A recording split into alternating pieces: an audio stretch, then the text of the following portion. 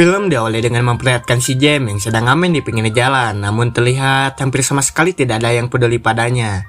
Di malam harinya, James juga tidur di mana saja, bahkan ia juga sudah terbiasa dihina dan diusir sama si pemilik tempat. Bahkan di sini juga diperlihatkan dia tak pernah dipandang layak sama orang lain.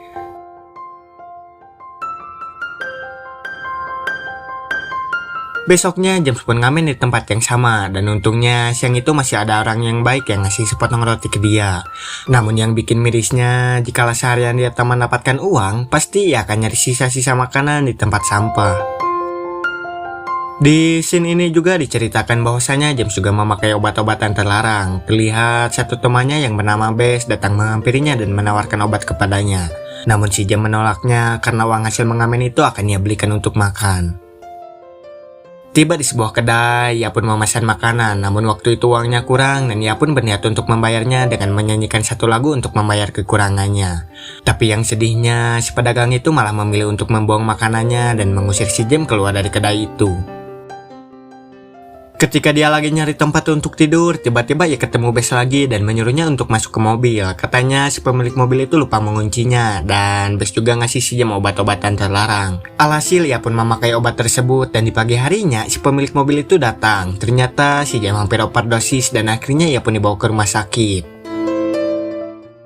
Singkat cerita, sesudah kejadian itu ia pun berniat taubat dan tak mengonsumsi barang haram tersebut dengan mengikuti program rehabilitasi yang dibantu oleh Dr. Paul. Ia disuruh untuk meminum metadon setiap harinya di salah satu apotek rujukan untuk menghilangkan rasa kecanduannya memakai obat-obatan terlarang. Di sini, Paul juga bantu mencarikan tempat tinggal untuk James ke dinas sosial. Ya, walaupun agak susah untuk mintanya, tapi Paul berhasil mendapatkannya. His methadone is out, period. He won't. I hope. James pun amat sangat senang karena sekarang ia punya tempat tinggal yang layak. Bahkan ia juga diberi persediaan makanan seperti susu dan sereal oleh Dr. Paul. Singkat cerita, di malam harinya ketika James sedang mandi, tiba-tiba terdengar seperti ada orang yang masuk ke dalam rumahnya. Lantas ia pun ngecek ke seluruh ruangan, tapi ia tak mendapati apa-apa. Namun setelah ia ngecek ke dapur, terlihat ada seekor kucing oranye yang sedang nikmat makan sereal miliknya. Ternyata si oranye ini jinak banget nih guys. Ya udah tuh dikasih susu sekalian sama si James. Nah, setelah minum susu, si James pun berniat menyuruh kucing oranye itu keluar dari rumahnya. Namun si oranye nggak mau tuh.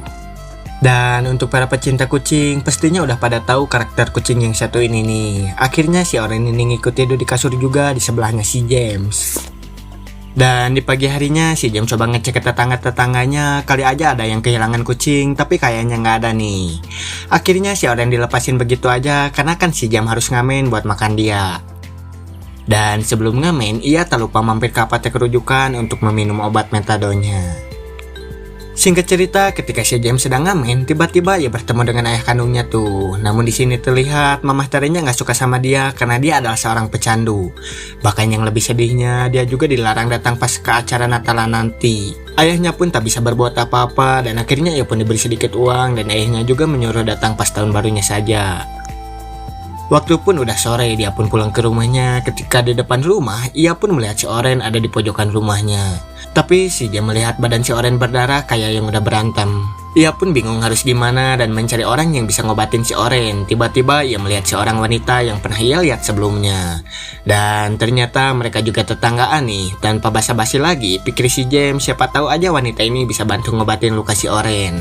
Nama wanita ini adalah Betty. Ia juga nyuruh si James bawa kucingnya itu ke dokter hewan. Betty juga langsung manggil si Oren ini dengan nama Bob. Katanya si Bob yang minta dipanggilnya begitu. Dan gak pakai lama lagi, si James pun bawa Bob ke dokter hewan. Di sana ia pun menunggu cukup lama dan si Bob juga panik karena ada beberapa anjing juga kelinci di dokter hewan tersebut.